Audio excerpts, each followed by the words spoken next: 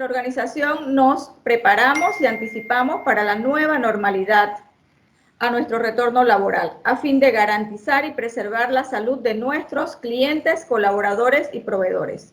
Para continuar con nuestros programas de actualización en el día de hoy con un tema relevante como lo es la salud pública, la nueva normalidad o situación no atípica, nos acompaña el doctor Jesús Viverach Arce, especialista en la materia. Le damos las gracias por aceptar nuestra invitación. El doctor Viverach es especialista en política y gestión en salud, maestría en administración de salud, magíster en salud pública. En MINSA ocupó cargos como jefe del Departamento de Análisis y Tendencias del Sector Salud, director nacional de políticas de salud del sector salud, coordinador técnico funcional, Sistema Regional de Salud Metropolitana, coordinador del programa Censo Nacional de Salud Preventiva, coordinador de Eje de Emergencias y Salud para la Jornada Mundial de la Juventud en el 2019, subdirector general de la Caja de Seguro Social, docente, curso de epidemiología y salud pública de la Escuela de Odontología, curso de salud pública en la Escuela de Medicina. Doctor, le damos la más cordial bienvenida y muchas gracias por aceptar nuestra invitación a la firma Achurra Navarro y Asociado y Sistema de Planilla Online. Que le paso la palabra y bienvenidos todos. Bien, esta es una pregunta, creo que la pregunta clave, y es una pregunta en la que iniciamos en las diferentes asesorías que hemos tenido con respecto a lo que sería entrar a la apertura después de una cuarentena parcial que hemos tenido, porque ha sido parcial, no total. Y entonces nosotros nos preguntamos y preguntamos a ustedes, ¿por qué deseamos salir vivos de esta pandemia? ¿Por qué la palabra vivo? En el estado de salud, cuando alguien entra a ser parte o a participar de lo que es el sistema sanitario de un país, a través de la respuesta que da el Estado y su sistema de salud, nosotros tenemos diferentes resultados que se van a presentar. Uno es, cuando entro al sistema, ¿cómo yo voy a salir del sistema? Si yo entré enfermo, ¿cómo voy a salir? ¿Voy a salir recuperado? ¿Voy a salir sano? ¿Voy a tener que rehabilitarme? ¿O voy a morir? Entonces, el objetivo de nosotros es que aquellas cosas que ya están destinadas a través de nuestro perfil de ADN, en nuestro genoma humano, en nuestra biología incluso molecular, nosotros podamos determinar y hacer acciones de promoción y de prevención para evitar un daño. Ejemplo de esto es, por ejemplo, cuando hicimos el censo de salud preventiva, toda la población adulta de 40 años que demostró tener algún grado de enfermedad. Más del 80% de las personas que vimos en ese momento, en ese censo de salud preventiva, mostraban, por ejemplo, afectación como la hipertensión, como la diabetes mellitus y complicaciones mucho más graves como una insuficiencia renal. Otro tipo de patologías que se fueron presentando, nos enfocábamos en lo que sería la prevención de factores de riesgo que pudieran desencadenar estas enfermedades. La mortalidad en Panamá en los últimos 10 años ha estado dominado por el predominio de las enfermedades circulatorias, enfermedades endocrinas, como por ejemplo infarto al miocardio, por ejemplo lo que sería la diabetes mellitus, y ya está ocupando una cuarta posición en lo que sería la mortalidad como país en general. Entonces, frente a esta descripción, nos dimos cuenta que las acciones de promoción y de prevención eran muy importantes para poder evitar este daño y poder recuperar esta alta población que estaba enferma. Y ya les mencioné cerca del 80%. Entonces, ¿por qué deseamos salir vivos de esta pandemia? Bueno, porque nosotros tenemos esperanza, tenemos sueños, tenemos proyecciones, anhelamos hacer cosas o terminar cosas que hemos iniciado, y creo que esa es una razón poderosa. De una u otra manera nos ha planteado en este momento cuál es nuestra utilidad dentro, no solamente de la familia, sino dentro de la sociedad en la que nosotros estamos compartiendo. Ustedes, la licenciada Almanza lo mencionó hace un rato, ¿no? Esto es porque queremos atender bien a nuestros clientes, queremos atender bien a nuestros proveedores, queremos compartir y progresar en nuestras acciones o nuestras actividades en los diferentes ámbitos en que nos estamos moviendo. Entonces, hay una razón poderosa para que nosotros podamos mantenernos. Y este es el eje central de lo que sigue en este momento. Cómo enfrentar una situación no típica. ¿Cuál es la situación no típica? Una amenaza en este momento, una amenaza y un riesgo que tenemos frente a una enfermedad infectocontagiosa de alta transmisión, de alta letalidad, de alta mortalidad, que nos está afectando y que independientemente de todo el desglose o análisis estadístico que podamos hacer con respecto a qué grupo de edad va a atacar más, a qué, si hay alguna predisposición, por ejemplo, en el sistema inmunológico, eso lo veremos más adelante, nosotros podamos realmente el establecer nuestras propias medidas de bioseguridad en nuestros diferentes ambientes, ambiente familiar, ambiente laboral, en ese periodo de movilidad que tenemos normalmente, por ejemplo, cuando asistimos a un supermercado, cuando asistimos a una farmacia, cuando deseamos hacer otras cosas, por ejemplo, lo que fue la apertura para que las personas pudieran hacer ejercicio en los parques, etcétera, ¿no? Entonces, ese concepto es importante que lo tengamos siempre presente a partir de ahora. Esto sería parte de la estrategia para nosotros confrontar una situación no típica. Bien, bueno, los objetivos básicos que hemos establecido y que creo que son comunes a la organización, y creo que es parte de lo que estamos haciendo en este momento, sería orientar a la organización como tal, como el conjunto de personas que están en este momento frente a una nueva situación. El dar consideraciones para la formación del plan local de apertura de acuerdo con lineamientos para el retorno a la normalidad de las empresas post-COVID-19 en Panamá. Este es el título de los lineamientos que se han establecido a través de los diferentes organismos del Estado, a través del Ministerio de Salud, primeramente, posteriormente fue Mitradel, posteriormente el MISI participó, y así se han ido agregando otros lineamientos con respecto a cómo confrontar esto que se conoce como la nueva normalidad o apertura por bloques, de acuerdo a lo que fueron el cierre sistemático de lugares de trabajo o de empresas. Y luego, el tercer punto que me parece que es importante es adquirir conocimiento sobre la amenaza y riesgo de la pandemia COVID-19. Estos cuatro aspectos tienen que ser el eje, punto o parte del engranaje de lo que sería el por qué yo debo mantenerme vivo, por qué debo yo progresar en mis acciones de cuidados personales y sobre todo familiares y del equipo de trabajo. Son cuatro aspectos que no tenemos que olvidar en el momento en que nosotros vamos a hacer una acción. Desde el momento que nosotros nos vamos a preparar para dar una salida, sea, como dije, a buscar alimentos, a buscar medicamentos, a una atención médica, a otro tipo de asunto de urgencia, nosotros tenemos que conocer estos cuatro aspectos que van a determinar el posible contagio o la posible transmisión en el caso de las personas que puedan ser positivas o que tengan el virus hacia otras personas. Sería concentración de personas, sería movilización de personas, los ambientes a proteger y el tiempo de exposición. En cuanto a concentración de personas, obviamente es con cuántas personas yo estoy compartiendo un espacio. Aquí entraría el concepto de la medida de distanciamiento físico, más que social, sería un distanciamiento físico. Obviamente hay entornos o ambientes muy íntimos como la familia. Entonces uno tiene que saber que esas serían las primeras personas que pudieran estar afectadas en un momento dado en que se da un contagio o una transmisión de virus por COVID-19. Esa concentración, ¿dónde la vas a encontrar? La vas a encontrar, obviamente, en el entorno de los vecinos, lo vas a encontrar si, por ejemplo, vas a movilizarte, que sería la segunda parte, en un metrobús, en el metro, por ejemplo, o en un vehículo, un busito colectivo, etcétera, de trabajo, etcétera. Son diferentes ambientes.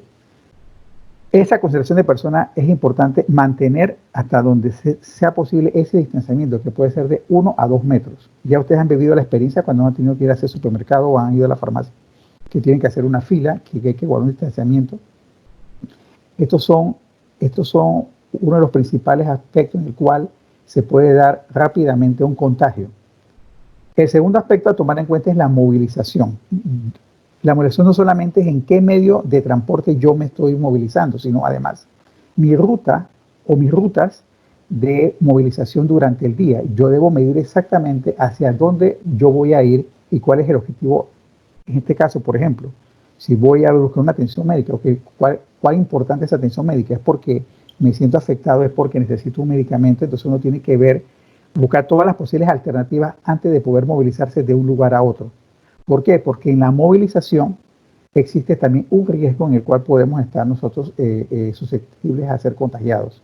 Entonces tenemos que medir dentro de nuestro desarrollo semanal el programar hacia dónde yo voy a dirigir. No es lo mismo, por ejemplo, que yo vaya ahorita, por ejemplo, voy a salir, voy al supermercado, voy a ir a la veterinaria o a la tienda de alimentos de animales, voy a ir a la farmacia, voy a la bomba de gasolina. Son 4 lugares en los cuales yo me estoy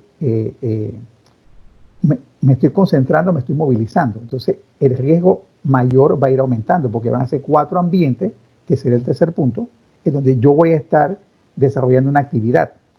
Eso aumenta entonces mi riesgo. Y luego entonces el cuarto punto, que sería el tiempo de exposición. ¿Cuánto tiempo yo voy a permanecer en cada uno de esos lugares? Se habla de que y luego más adelante el virus puede permanecer en superficies incluso hasta 24 o 48 horas en distintos lugares de acuerdo a la superficie. Entonces, el tiempo de exposición, el tiempo de contacto, si alguien me va a despachar, o la cajera me va a cobrar, o el de la carne me va a estar interactuando, todos esos tiempos de exposición, la persona que está cerca de mí, que se ha metido en mi espacio, hay que tratar de que se respete el espacio nuestro en los diferentes lugares. Todos esos van a ser factores de riesgo que van a aumentar la posibilidad de que yo pueda ser contagiado, en el caso de que enfrente a una persona. Estos 4 conceptos son importantes, sobre todo ahora que están en el desarrollo del ambiente laboral. Nosotros sabemos que la mayoría están en lo que se llama el teletrabajo. De pronto va a haber una apertura en donde tenemos que ver clientes, para eso la empresa prepara su ambiente de trabajo y para eso hay una regulación que ya fue establecida. Voy a pasar a la siguiente.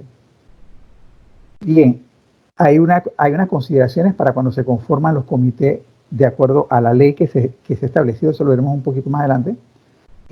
Se tiene que conformar el comité. El comité va a ser el ente que va a ser gestor de las acciones para protección del conglomerado de colaboradores.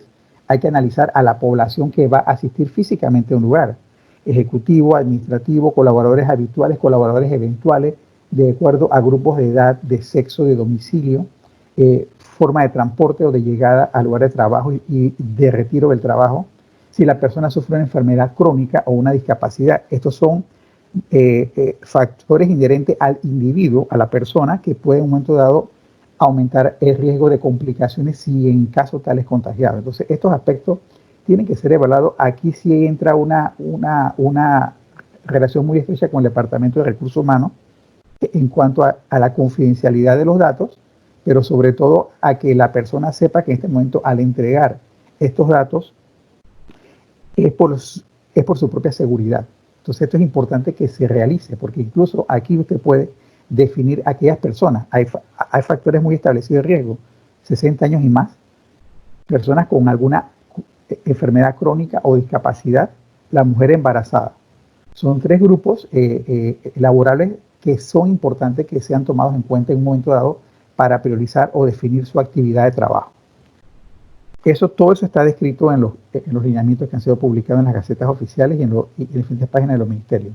La definición de los procesos, actividades y tareas habituales o extraordinarias dentro del templo. En este caso, nosotros consideramos que el área de trabajo debe ser cuidadoso, debe ser algo que sea, primero, que sea parte de usted, por eso le hemos puesto la palabra templo.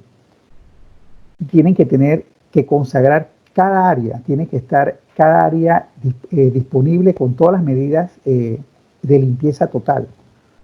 Entonces, al determinar procesos, actividades y tareas, tenemos que definir, por ejemplo, si hay un proceso que es la atención a un cliente, ese proceso de cómo llega este cliente, cómo accede al establecimiento y cómo se va a dar el manejo, si este cliente va a pasar a una oficina. Entonces, cada uno de esos procesos tiene que ser estudiado y definido, porque cada uno de esos procesos, a pesar de que pueda tener una medida primaria, como es la llegada, por ejemplo, que entre a un local y que tenga una alfombra esta que se llama pediluvio, o que de pronto le tomen la temperatura, como lo tienen que hacer, aplicación de gel alcoholado o de alcohol en las manos, el distanciamiento si tiene que estar en una sala de espera. Entonces, toda esta cosa es riguroso y tiene que haber un cuidado especial en cada uno de estos procesos, en cada actividad y cada tarea. Por ejemplo, la utilización de documentos físicos, de papelería. Si podemos reducir ese tipo de tramitología, sería importante. El poder saber previamente con citas si el cliente va a acudir a a la empresa conocer el estado de ese cliente. Saber, por ejemplo, que lo veremos más adelante, de qué área geográfica procede. Y el comité tiene que velar por informar a todos los colaboradores cuáles serían las áreas de riesgo mayormente.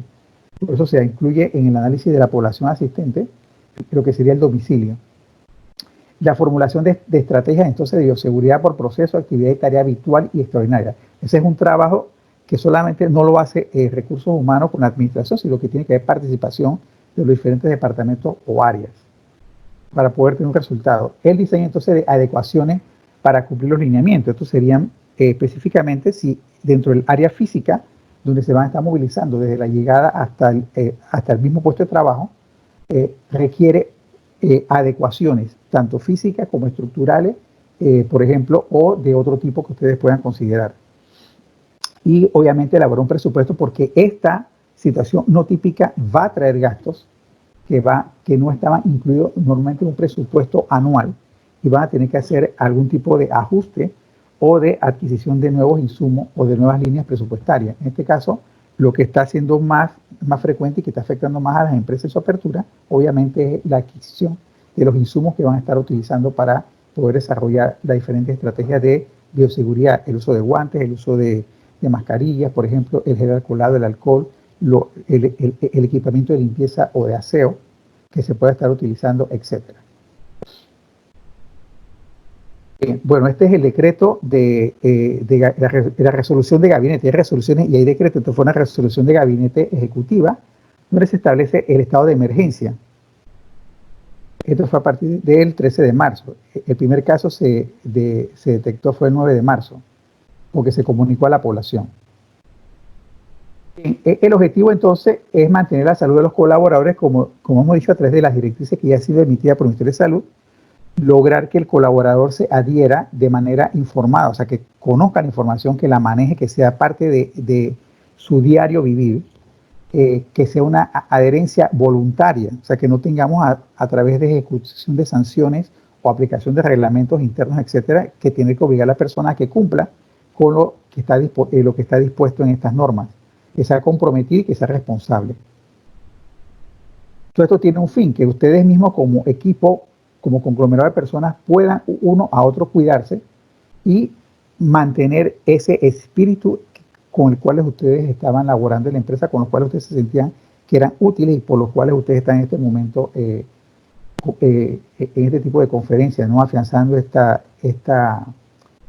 estilo de vida. Antecedentes rápidamente, porque ya ustedes han estado leyendo, han visto en los medios de comunicación, periódicos, televisión y redes sociales, sobre todo, que es la que nos está informando ahora en este momento, páginas oficiales, etcétera, hay unos antecedentes importantes que tenemos que conocer. Bien, ¿cómo te contagias? Al hablar, al toser, a través de lo que se llaman las microgotas o gotitas de flush, al estornudar. Solamente el hecho de hablar en un espacio sin la protección, en este caso la protección que ya es ley, decreto ministerial, que es el uso obligatorio de la mascarilla.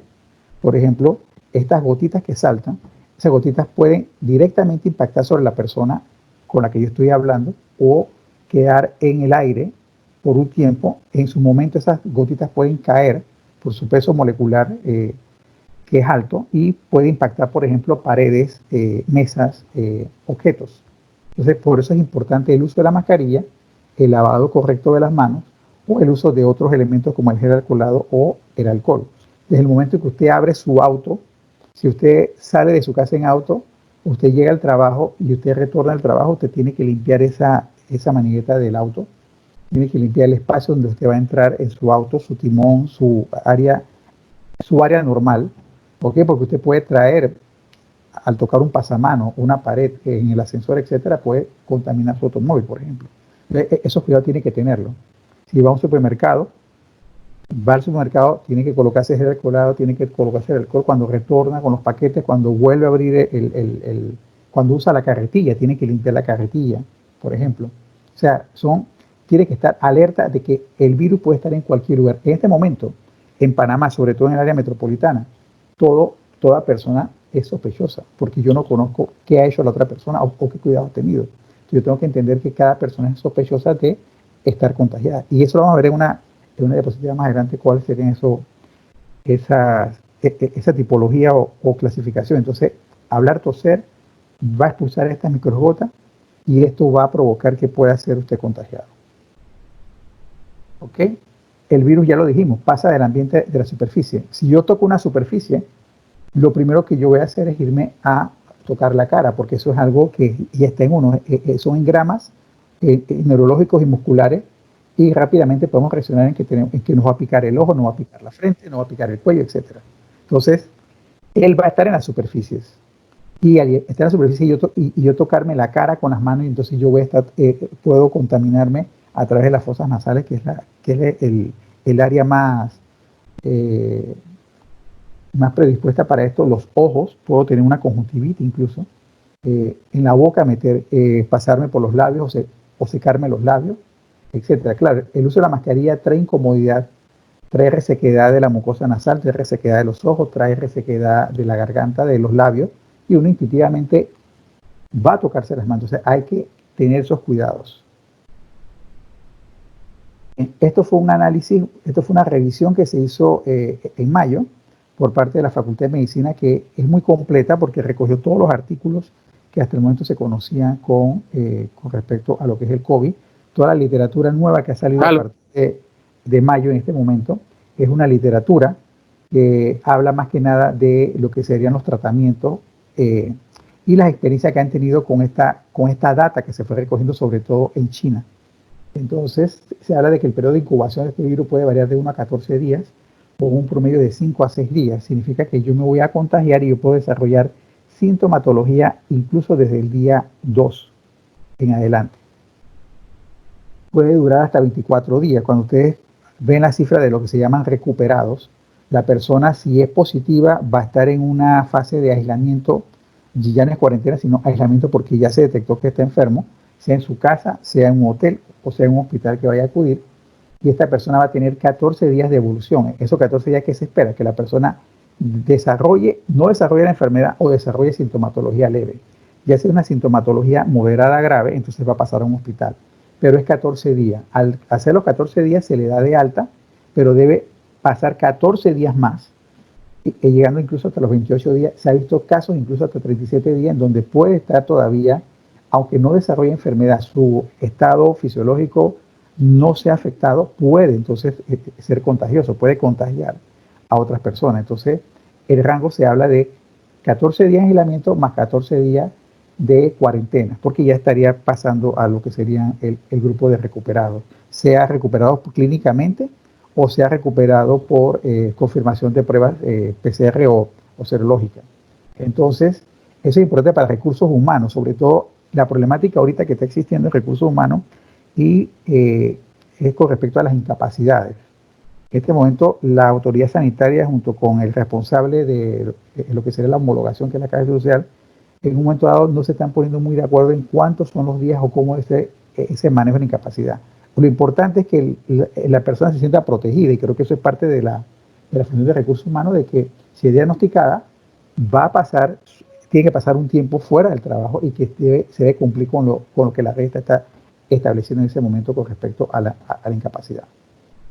El informe de China en su momento reveló una cifra de 72.314 casos a esa fecha del estudio, y entonces aquí podemos clasificar de alguna manera cuál era ese porcentaje de afectación, o sea, el enfermo, cómo era su desarrollo de sintomatología. Hablamos que al 81% le va a dar en una forma leve, o sea, puede tener una pequeña fiebre, puede tener tos por unos días, puede tener algún tipo de una conjuntivitis, puede tener ausencia de los sabores, por ejemplo, puede tener diarrea. O sea, hay diferentes sintomatologías y signos que puede presentar, pero el 81% va a pasar en forma leve y con un aislamiento va a poder recuperarse.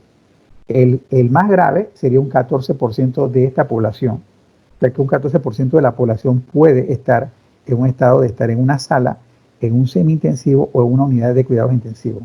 Y es la problemática que tenemos en este momento que se está abordando por parte del sistema de salud.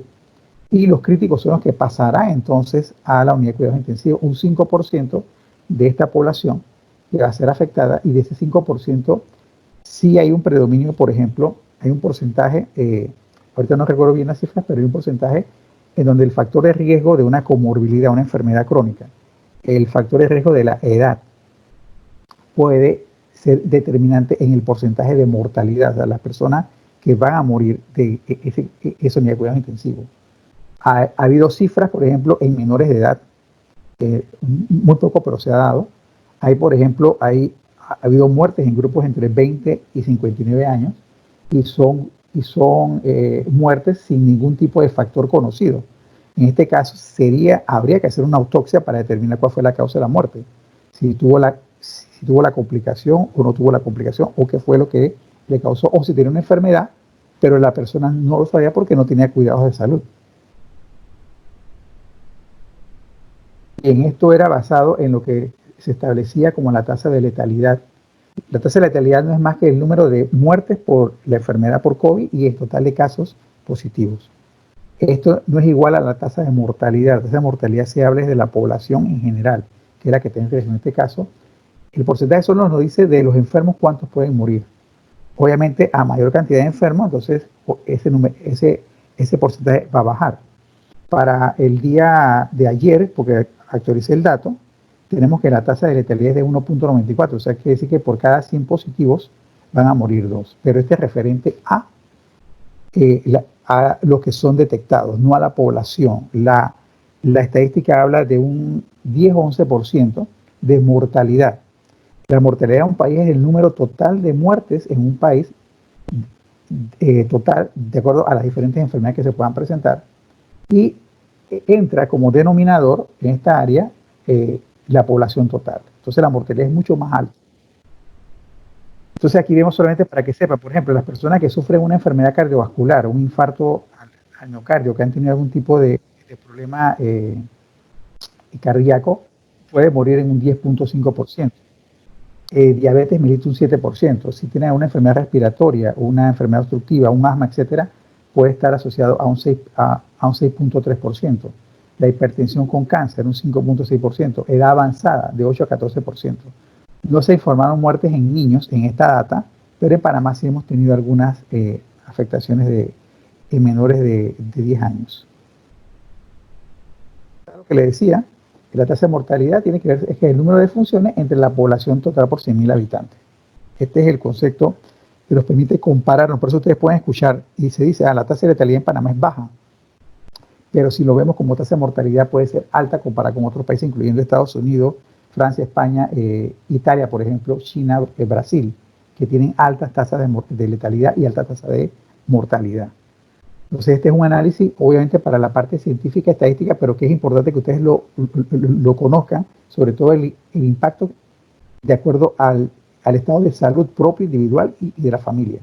Obviamente eso nos lleva a que tenemos que cuidarnos. Bien, esta parte es importante para que ustedes, que es la parte que más se preguntan las personas y que es lo que se oye más cuando hacen los comunicados oficiales, sobre todo la parte técnica en salud pública. ¿Cómo tú clasificas a los pacientes? Vas a tener pacientes son pacientes que van a estar contagiados, o sea, ya la persona está contagiada. Si esa persona se le hace una prueba, sea de hisopado, o sea, de una prueba rápida en sangre, que es la que se están haciendo en este momento, sobre todo para lo que son las empresas, la persona se le conoce como presintomático, asintomático y sintomático. Presintomático es antes de que aparezca un síntoma. O sea, si yo ahorita hoy me hago un hisopado y no tengo nada y salgo positivo, entonces yo soy un presintomático. ¿Okay? Entonces, a partir de esa fecha, el día de hoy, 4 de julio, me hacen la prueba, ese sería mi primer día de los 14 días que yo tengo que esperar. Aunque yo haya sido contagiado 5 días atrás o 10 días atrás, como habíamos dicho, cuál era el periodo de incubación. Ese sería el presintomático. El asintomático es aquel que ya fue detectado, o sea, hoy me detectaron, ya yo paso a una fase de asintomático si yo llego de mi primer día a los 14 días. De ese primer día a 14 días yo no desarrollo ningún tipo de síntoma, entonces yo soy un paciente asintomático. No entré en la categoría de leve, no entré en la categoría de moderado, ni de grave, ni de severo. Y luego viene la parte sintomática, es aquel que a partir de la detección del virus o de la comunicación de que tiene síntomas, esa persona ya se considera un sintomático, o sea, va a desarrollar una enfermedad, la afectación pulmonar, circulatoria, neurológica, cualquier tipo de manifestación que tenga este virus en la persona. La diferencia de este virus con otros virus, por ejemplo, conocidos, como lo que es la gripe, que también es parte de, la gripe está dada por coronavirus de otro tipo o por rinovirus, que es el famoso resfriado común o catarro común, cuando uno se moja con agua de lluvia. La influenza, que ya hemos determinado que hay una influenza A, B y la H1N1, H3N1. Este tipo de virus que son prevenibles con vacunas estacionales, o sea, vacunas anualmente, obviamente tienen un cuadro de aparición. La persona sabe el momento en que se contagia, se desarrolla en entre 1 y 2 días o menos de 24 horas, puede desarrollar la sintomatología y tiene una evolución que ya es conocida. En este caso, ninguno de estos presenta o se puede detectar, sea por una prueba especial como la PCR, que se le conoce, o en sangre para determinar anticuerpos, la presencia del virus. Estas enfermedades, apenas la persona presenta síntomas, entonces es detectable en sangre en los primeros 3 días por una prueba de PCR y posteriormente a los 5, 7, 8 días puede presentar entonces ya la aparición de anticuerpos o de defensa, que es lo que es la respuesta inmunológica. En el caso del coronavirus COVID-19 no se da esa fase y por eso entonces se aplica específicamente a este virus los conceptos de presintomático y de asintomático. Ok, ¿cuál es la conducta a seguir en un caso de que haya un COVID positivo? Bien, avisar a la región de salud. Bueno, hay regiones distintas, la metropolitana, San Miguelito, oeste, norte, etcétera. Llamar al 169 y comunicar los síntomas. En este momento las instalaciones en la área metropolitana San Miguelito, tanto el Ministerio como de la Caja, están recibiendo personas que tienen síntomas para realizarse la prueba. O a través de un interrogatorio pueden determinar si la persona ha estado en contacto, ha sido un contacto directo o indirecto de una persona con COVID. Por ejemplo, yo ahora estoy dando atención en triage o de definir quién pasa la prueba o no. Y entonces hemos tenido diversidad de comunicaciones con los pacientes.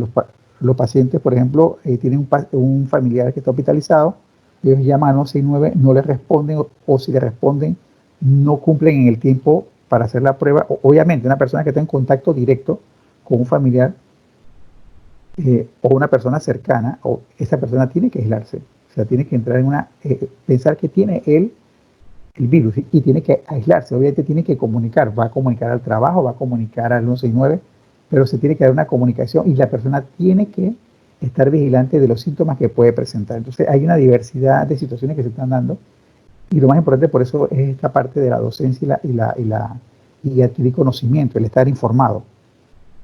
El hacer pruebas a todo el personal y su burbuja o clúster, como se le conoce, de la prueba serológica o el hisopado. Por ejemplo, una empresa si va a hacer una apertura masiva de todo su personal, debiera el poder accesar a paquetes que se conocen como paquetes empresariales donde se le pueda realizar la prueba. En este momento el Estado no lo está realizando con ese enfoque.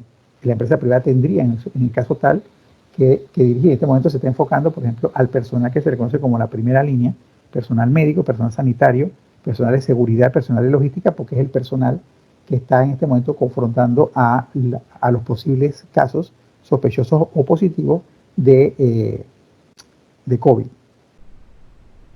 Esto no es obligatorio, esto solamente es una forma de... Hoy me llegó, por ejemplo, el listado por laboratorio, por hospital, instalación de la prueba en sangre, que sería la prueba serológica, el hisopado, etcétera, el tiempo y cómo se trabajaría. Aislar a todo el personal hasta que lleguen los resultados de las pruebas. O sea, por ejemplo, si ustedes están abiertos y en su entorno laboral, su conglomerado físicamente delimitado, hay un paciente positivo, ustedes tienen inmediatamente que comunicar al 169, tienen que avisar a todo el personal, tienen que mantener a ese personal en su casa, en aislamiento, hasta que se le realice las pruebas. Y luego viene lo que sería la sanitización del local o limpieza general del local.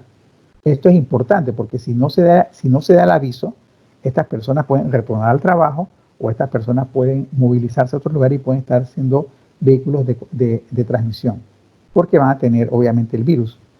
y pueden estar en la fase presintomática o asintomática, si ya se detecta la prueba. Y esto solamente era para que vieran, por ejemplo, la permanencia. Se habla, por ejemplo, del plástico 72 horas, aerosoles 3 horas, en cartón menos de 20 horas, acero inoxidable 48 horas, en superficie de cobre 16 horas. Se habla de no usar prenda, no usar reloj, no usar anillo, no usar aretes, porque el virus puede entonces depositarse en esas superficies. Y la manipulación entonces puede ser mucho más fácil y contagiarse.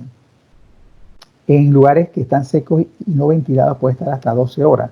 Por eso se habla en los lugares de trabajo, por ejemplo, los comedores o áreas comunes, si tienen un salón de reuniones. O sea, todas esas áreas tienen que guardar ciertas medidas, sobre todo lo que es ventilación, el distanciamiento físico y la limpieza frecuente.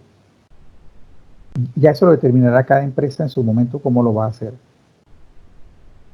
Los síntomas, bueno, aquí presentamos unos síntomas: fiebre, tos, fatiga, dificultad para respirar, dolor de cabeza y de garganta. Más graves, dificultad respiratoria, una neumonía que obviamente va a ser diagnosticada por un médico, una falla de órganos, falla cardíaca, falla renal, falla pulmonar.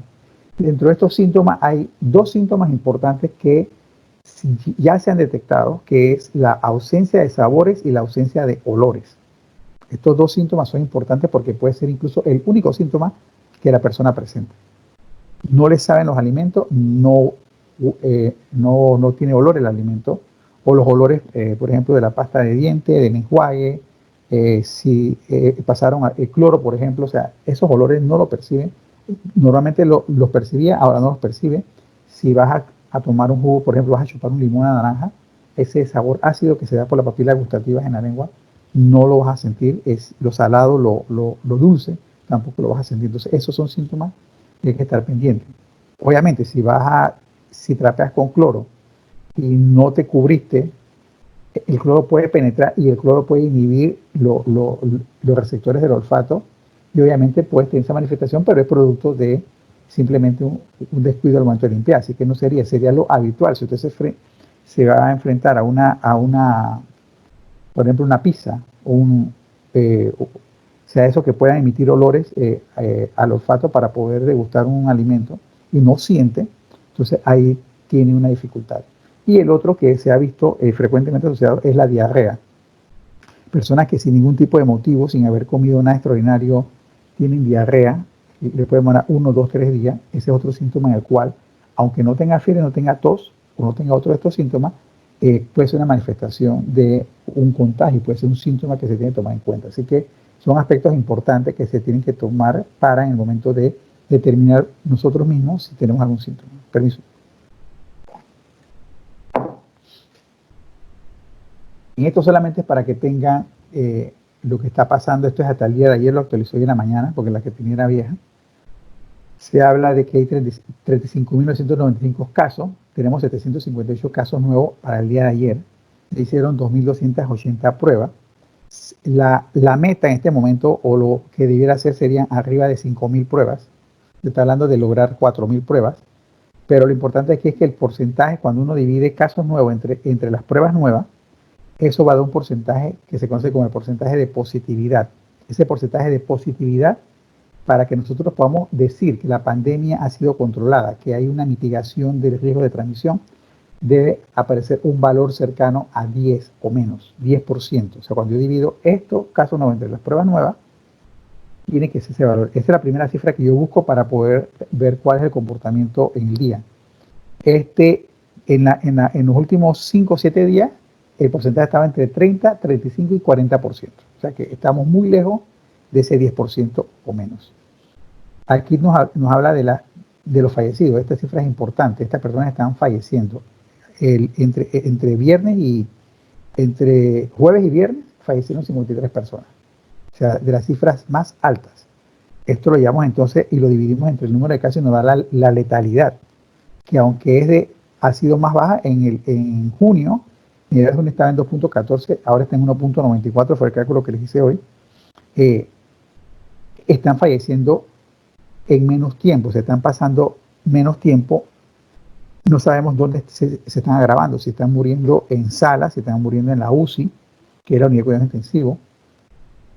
Entonces, eso es importante ver que hay para nosotros una alta letalidad en el tiempo.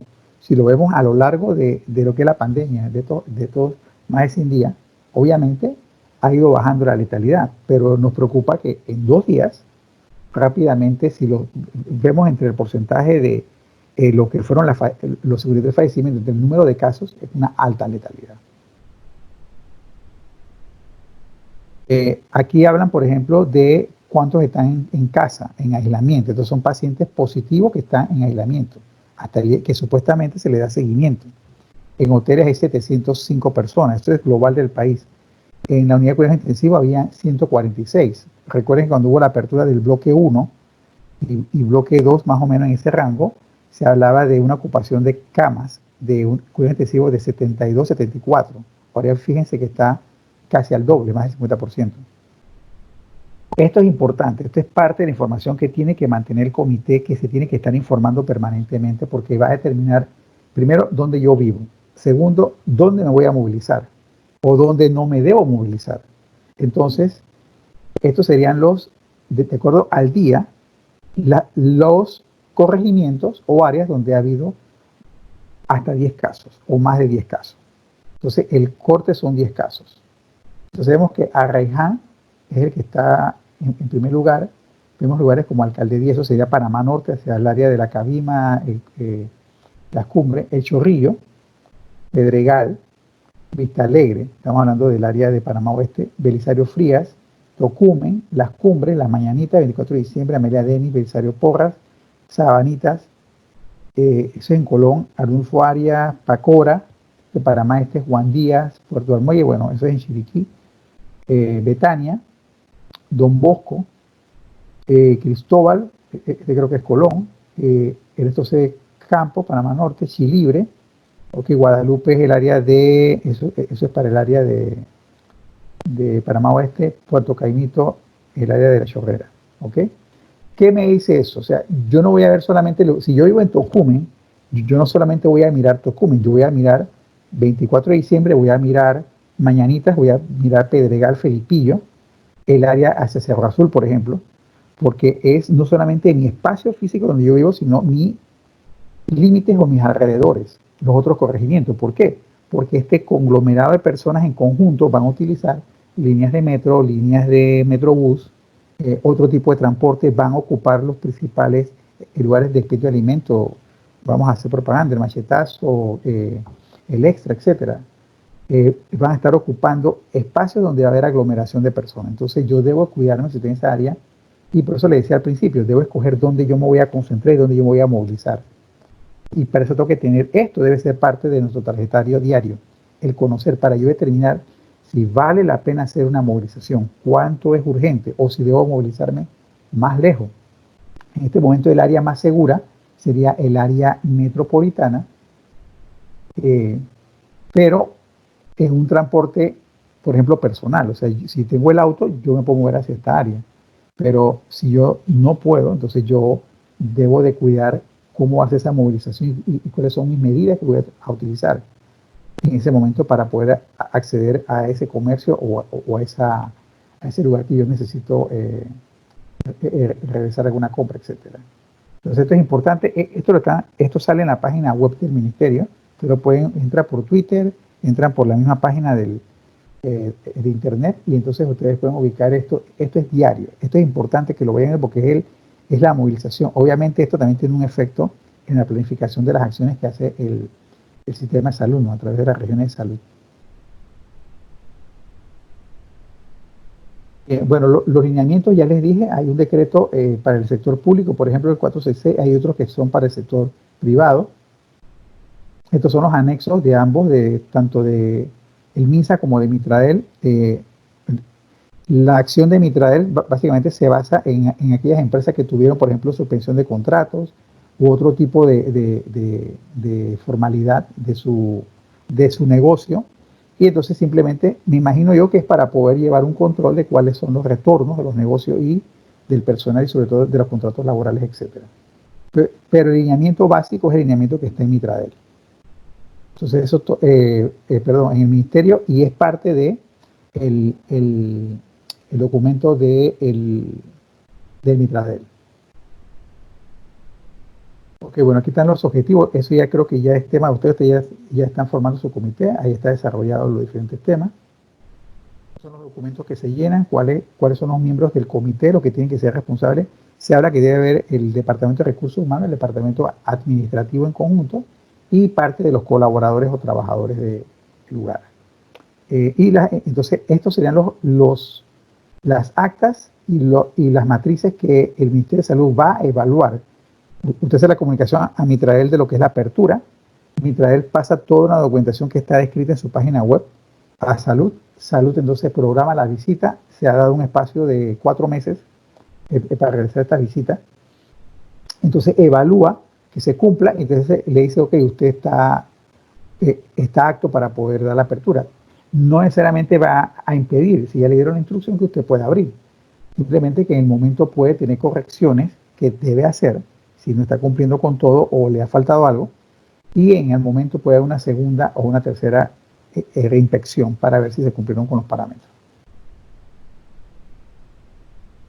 Bueno, esto es parte de lo que serían las funciones del comité, clasificación de exposición de los trabajadores, etcétera. Aquí lo que sí es importante, lo que vamos a hablar al inicio, de lo que sería el que pudieran compartir las características, si tienen algún tipo de enfermedad crónica, etcétera, para que se pueda llegar a un acuerdo laboral, porque será lo que está más en exposición. Ok, esto sería entonces, esto sí es importante que lo tomen en cuenta. Está en el lineamiento, que sería recomendaciones al servicio. En este caso sería para el servidor público, ¿no? Hay uno para la empresa privada, pero es básicamente lo mismo. El utilizar, por ejemplo, lo que es la vestimenta. Se habla de que deben usar manga larga, zapatos cerrados, pantalones largos. Las mujeres, si tienen el cabello largo, recogerlo. Usar esta especie de bufandas o mantillas, etcétera, para recoger el cabello. No usar prendas. El hombre, camisa manga larga o suéter manga larga, pantalón. El disponer dentro de su casa, por ejemplo, un lugar, cuando llega a su apartamento, su casa, etcétera, donde deposite la ropa, se va a desvestir ahí. Puede tener un biombo, no sé, si es que no puede compartir eso. Limpiar los zapatos, etcétera, y inmediatamente a bañar. Se recomienda, por ejemplo, que se cumpla con esas medidas, sobre todo para proteger el hogar. Calzado cerrado, la mascarilla. La mascarilla es importante donde usted quiera que se encuentre. Tiene que estar utilizando la mascarilla. Si usted necesita tomar agua, debe buscar un lugar, un espacio suyo para usted tomar el agua, retirar y cumplir con todo el protocolo de limpieza. Tratar en todo momento de mantener la distancia entre las personas en la movilización, como le habíamos dicho, en el trabajo. Se habla incluso de que, bueno, que puede llevar una bolsa.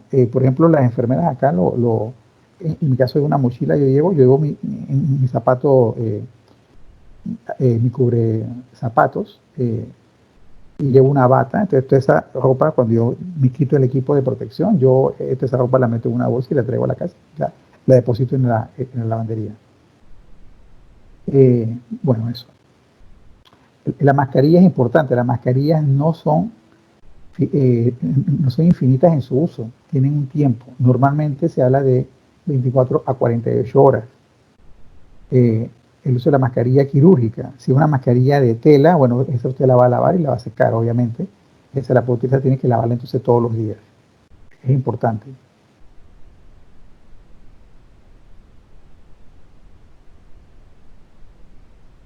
Ok, esta es la resolución por la Directora General de Salud Pública, que habla del uso de la mascarilla, que es obligatorio. Aquí sí hay sanciones. Ok. Esta era para la apertura, esto para que vieran cómo se da el decreto y se dan las instrucciones. Esta es la bitácora, por ejemplo. María Pérez, cédula tal, edad tal, ocupación secretaria, mi dirección. Yo ubico mi dirección con el informe de los corregimientos más afectados. Enfermedad que padece, bueno, ella padece de diabetes, obesidad, hipertensión. Este es riesgo para esta persona ser contagiada. Medio de transporte, detallado. 3 buses para venir y 3 buses para regresar. Ok, la persona que trabaja conmigo, que es la señora que hace el aseo en la casa mía, ella está conmigo de más o menos como 8 años. Ella vive en el área de Areján. Yo no he podido, primero que no he podido sacar salvoconducto para ella porque es imposible, por la línea telefónica congestionada, no sé qué pasa. Pero además yo sé que esa área es un área de riesgo. Ella tiene que tomar 2 buses más el metro para venir a mi casa, y retornar sería el metro y 2 buses más. Entonces esa persona para mí es de alto riesgo. Ella no sufre ninguna enfermedad, es una mujer joven, relativamente 48 años, pero para mí caso es un riesgo traerla a mi casa, ¿okay? Porque entonces ella puede contagiarme a mí. Entonces ese es un ejemplo, ¿no? Entonces esto es parte de lo que nosotros tenemos que revisar. Aquí, por ejemplo, ha tenido contacto con pacientes COVID, bueno, vecinos de la casa. En este caso pusimos aquí hijo positivo. Este es un ejemplo, esto no es una realidad, esto es un ejemplo que hemos colocado. La bitácora de registro, ¿no? Fecha, nombre, temperatura, síntoma. Se debe tomar la temperatura a cada persona en su momento. Porque esto sería medidas sanitarias para operación de empresa. Declaraciones finales. Ya para abrir entonces el compás a algunas preguntas. Compartir responsabilidades y funciones. Colocar recordatorios visuales por medio de afiches, tableros informativos, murales o mediante el uso de medios electrónicos como televisión. Si usted tiene una red interna, te puede enviar comunicación diaria de cómo es la situación, por ejemplo, de COVID, o los comunicados o los anuncios importantes para la empresa, por ejemplo, o a través del WhatsApp, etcétera. Depende de cómo ustedes tengan ese tipo de comunicación. Promover esto sería importante. Aquí entra, por ejemplo, el teletrabajo o la revisión de la tramitología. Por eso habíamos hablado de procesos, actividades y tareas. ¿Qué tanto documento físico yo estoy manejando? Si esto se puede reducir. Incluso creo que el gobierno central está elaborando alguna reglamentación en cuanto a disminuir tramitología en las diferentes instituciones que se puedan estar dando, ¿no? En comercio, en Unitradera, etcétera, para no estar utilizando tanto documento físico. Esto es importante, señalar las áreas para orientar el distanciamiento físico. O sea, dentro de la empresa o dentro del lugar tienen que verificar, por ejemplo, entradas y salidas, demarcar si es en el comedor, cuáles son las áreas que voy a utilizar, cuántas personas pueden estar en el comedor, etcétera. O diferentes lugares. Bien, todo esto está en la página web del Ministerio. Por ejemplo, aquí guías para desinfección. Aparte del comité, si su grupo de limpieza es un grupo propio de la empresa, o su grupo usted lo contrata, ellos deben de cumplir con estas guías. Entonces, aquí para diferentes lugares, entornos laborales, escuelas, entornos públicos, aquí para, por ejemplo, empresas, habitaciones de hotel, oficinas, etcétera. Eso está en la página web del Ministerio. Este es un ejemplo. Aquí sería para, sí, igual, guía rápida de limpieza y desinfección de los hogares, otros entornos. Bien, bueno, aquí vamos a terminar. Su hogar, su lugar de trabajo, sea como un templo. Cuídenlo. Se han esforzado, manténganlo con las mejores condiciones, la mejor higiene, el mejor cuidado, porque va a ser su lugar en este momento donde van a estar más protegidos. Así, excelente. Así mismo, doctor. Bueno, muchas gracias. Nuestra burbuja social. Bueno. Muchas gracias a todos. Que pasen buen fin de semana. Gracias, doctor.